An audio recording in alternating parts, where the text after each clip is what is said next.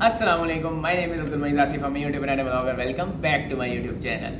तो आज की वीडियो स्टार्ट करेंगे बस एक छोटे से मैसेज के साथ जो एक स्टूडेंट ने मुझे सेंड की थी एनईटी स्टार्ट होने से, एनईटी 3 स्टार्ट होने से थोड़ा अर्सा पहले। और उसने जो बात मुझसे कही थी, अपना एक पर्सनल मैटर डिस्कस किया था। उसका नाम लेके मैं बात नहीं करूँगा, बट आई थॉट उस पर वीडियो बन सकती है क्योंकि वो सिर्फ उसका मामला नहीं था, बहुत से स्टूडेंट्स का मामला था। So we should start a video by discussing his message. उसने मुझे मैसेज भेजा था एनईटी 3 से थोड़ा अर्सा पहले, एंड ही सेड के अब्दुल मोइज़ भाई, I want to discuss a personal matter of mind.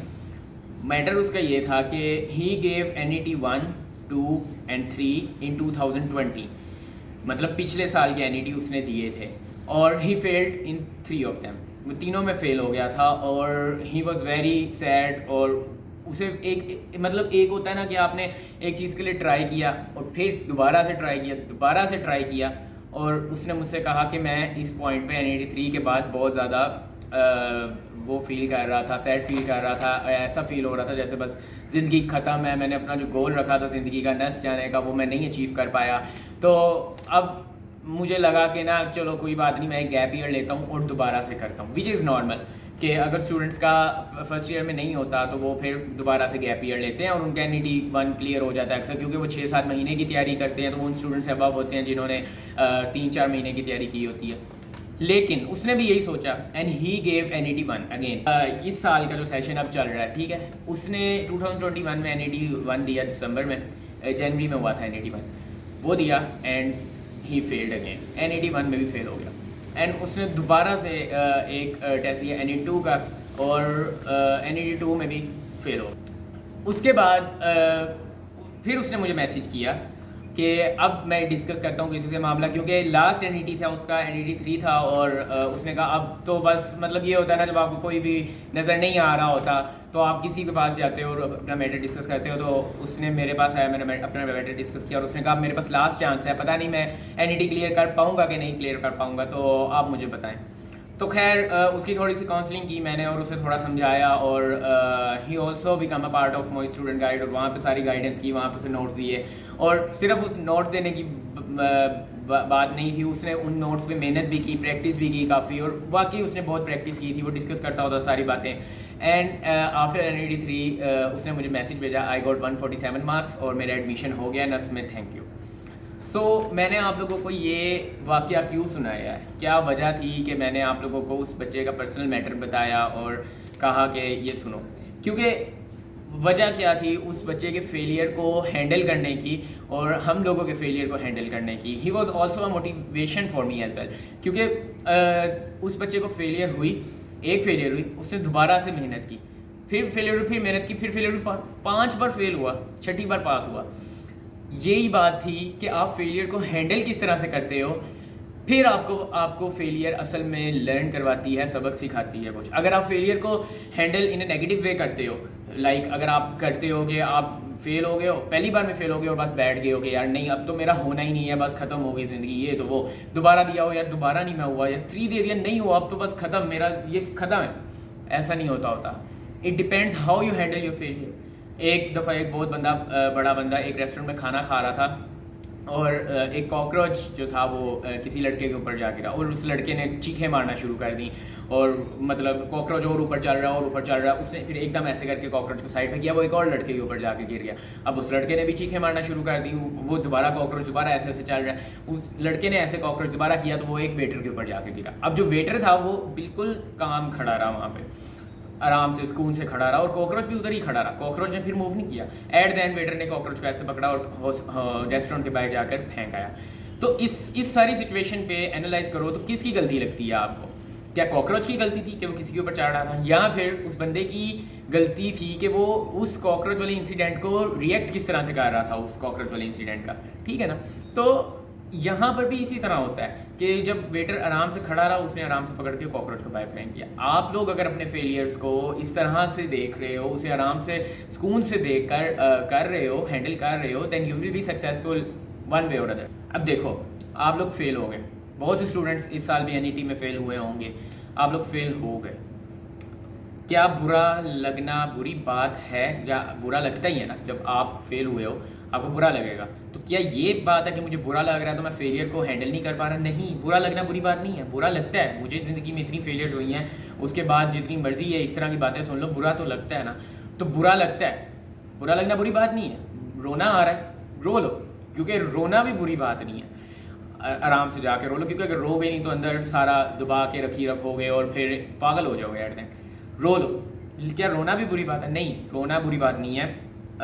आपका बुरा मानना बुरी बात नहीं है। तो फिर बुरा क्या है कि हाउ यू हैंडल इट।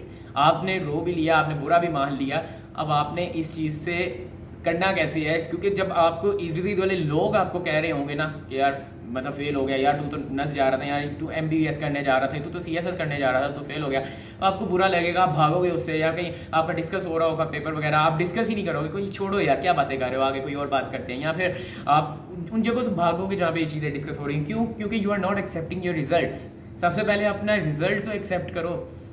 जब रिजल्ट एक्सेप्ट करोगे, अपनी गलती एक्सेप्ट करोगे ना, मैंने गलतियाँ क्या क्या की अपने आप को देखोगे, तभी तो आप अपनी गलतियों को सही करोगे।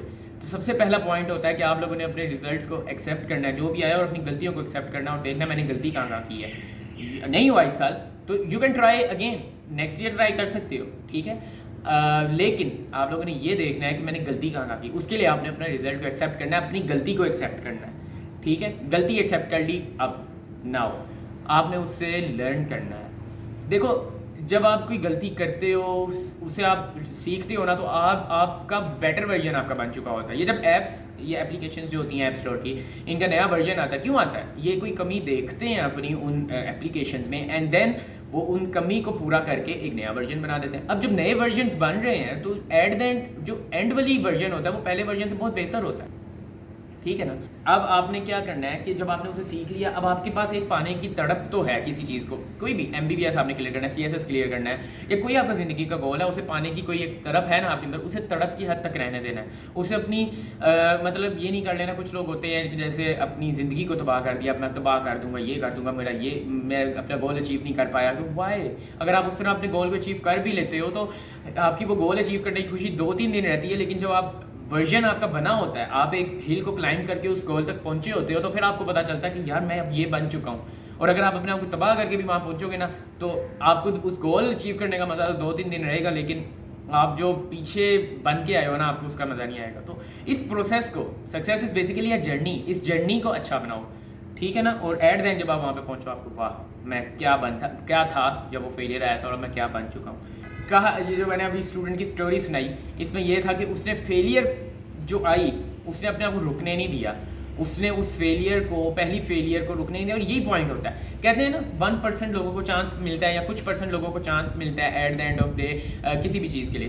CSS के लिए कुछ % लोगों को चांस मिलता है, MBBS के लिए कुछ % लोग सिलेक्ट होते हैं, NET के लिए कुछ % लोग सिलेक्ट होते हैं। तो मैं ये नहीं, उन्हें चांस मिलता है, मैं ये नहीं कहता कि उन्हें चांस मिलता है। वो 1% लोग होते हैं जो अपनी फेलियर से सीख रहे होते हैं, वही 1% लोग होते हैं जो अपने फेलियर को अपने आप को रुकने नहीं देते, वही 1% लोग होते हैं जो हमेशा मोटिवेट होते हैं, जो मेहनत करते रहते हैं, और वो 1% लोग जो रह जाते हैं ना एंड में, वही कामयाब हो जाते हैं। तो यही बात थी, आप लोगों ने एक्सेप्ट किया, लर्न किया, पाने की तड़प रखी, बट जो जर्नी है उसे एक अच्छा स्मूथिंग जर्नी रखा था कि at the end of day आपको लगे, प्राउड फील हो कि यार मैं ये बन के आया था। एंड फाइनली आप वहाँ तक पहुँच के, लेकिन अगर आपकी ज़िंदगी के गोल जो है ना, गोल को अलग रखो और पर्पस ऑफ लाइफ को अलग रखो। हम लोगों ने गोल और पर्पस को एक ही बना लिया है। लाइक मुझे तो पाकिस्तानी इंडियन कल्चर भी हमारा कुछ इस तरह से, अगर मैं थोड़े उस साइड में रिलेशनशिप्स के साइड में बात करूँ, जब कबीर सिंह एक मूवी थी कि अगर आपको लड़की नहीं मिली तो उसने अपनी ज़िंदगी को तबाह कर दिया था। अब खुदा और मोहब्बत एक ड्रामा, लड़की नहीं मिली, ज़िंदगी को तबाह कर दिया। यार what is the difference between goal and purpose, ये तो समझो। पर्पस आपकी ज़िंदगी का डिफरेंट होना चाहिए, गोल डिफरेंट होना चाहिए। अगर आप गोल को अचीव नहीं कर पाते, कम से कम आप अपने पर्पस जो है आपकी ज़िंदगी का, उसके साथ तो चलो, करना क्या है मैंने ज़िंदगी के साथ। अगर आपने बेटर कोडर बनना है, बेटर कंप्यूटर साइंटिस्ट बनना था, और आपका गोल था मैंने नर्स में जाके बनना, नहीं बन पाए, बेटर कंप्यूटर साइंटिस्ट आप अभी भी बन सकते हो किसी और यूनिवर्सिटी में पढ़ के। मेहनत, it all depends on your मेहनत, ठीक है ना। ये एक वीडियो थी जो मैंने आप लोगों को बताना था। You have to accept your results, and if you are a failure then do not consider yourself a dumb person. You have to do something in your life, और आपके लिए कुछ पड़ा हुआ है, वहाँ तक आपने पहुँचना है, और इस फेलियर के थ्रू आपकी डायरेक्शन सही चेंज हो, आप उस तक पहुँच जाओ, और बाद में सोचो कि यार अगर मुझे वो फेलियर नहीं आती तो मैं यहाँ ना पहुँचता, क्या बात है, मज़ा आ गया। ठीक है, this is Abdul Moiz Asif. Like कर देना, शेयर कर देना, सब्सक्राइब कर देना। अगर कोई वीडियो की डिमांड है इस कमेंट सेक्शन में जाकर बता सकते हो आप लोग। और इसी तरह मेरे इंस्टाग्राम पर फॉलो कर सकते हो अगर आप लोगों को कोई अपना पर्सनल मैटर्स डिस्कस करने हैं इस तरह से, तो आई विल रिस्पॉन्ड इंशाल्लाह ताला। मिलते हैं आपसे नेक्स्ट एपिसोड में, तब तक के लिए अल्लाह हाफ़िज़।